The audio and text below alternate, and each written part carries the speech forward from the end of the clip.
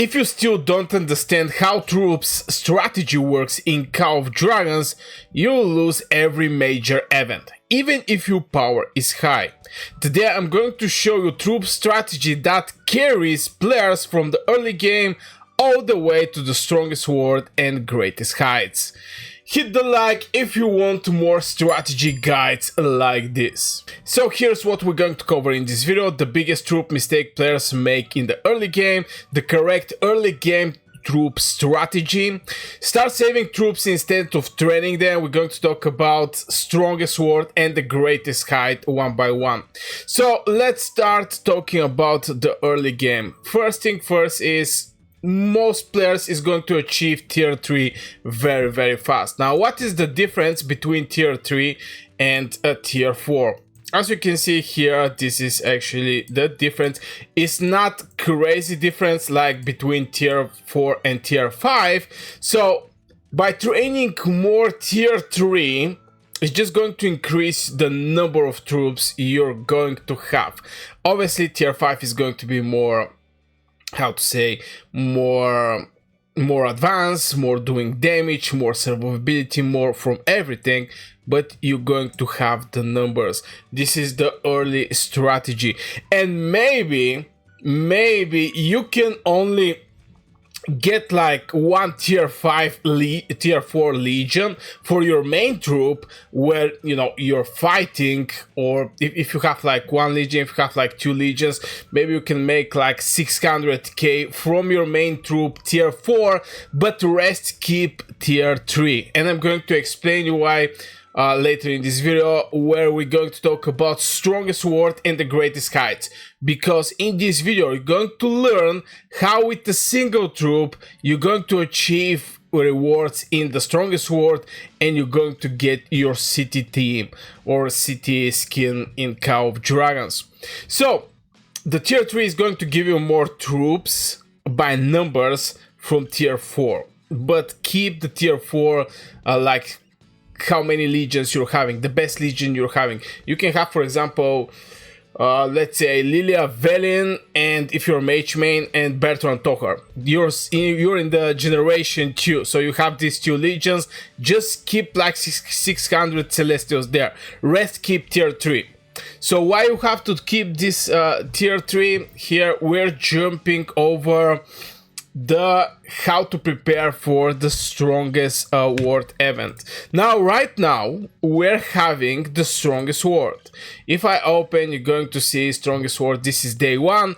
Normally everything get decided in the day 1, because in the day 1 you just get the most points.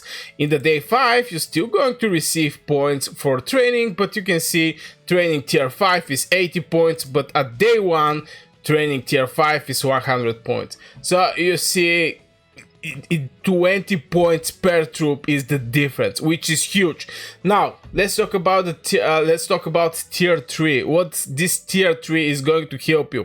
Well, it's simple. Now to train tier 3 is going to cost you 19 hours. And 19 hours and let's say 3 minutes. This is training tier 3. 1.6 thousand troops. Now how much is the request for tier 4? It's going to be 1 day and 1 hour 23 minutes. So the difference here is like it's something like 6 hours. Yeah, 6 hours and some minutes. So for 6 hours and some minutes, if you open the strongest world, you're going to see that to train tier 4 is giving you 40 points. Obviously training tier 4 to tier 5 is giving way more points, it's like 60 points, but here still you're going to get for 6 hours 20 points. If you go and train tier 3, it's going to cost you 19 hours. If you want to train tier 4, it's going to cost you 1 day. Here you basically get for 6 hours 20 points, which is going to help you in the strongest world. Not many people actually compete in the strongest world. Majority of the players are saving their troops or their speed ups for the greatest heights. And here we're going to talk also about the greatest heights. So after you win and get the rewards from the strongest sword, for the free-to-play players, this is going to be a massive opportunity to actually get one of the heroes that are in the strongest sword, because other ways with Destiny to actually get this hero or some crazy event that is like 1 or 2 times per year. So from here, if you need Grumar, you can go for Grumar, you can go for Margaret, you can go for Tale, it didn't actually matter. In the ranking, based on the rewards, okay, this is not actually not the right ranking.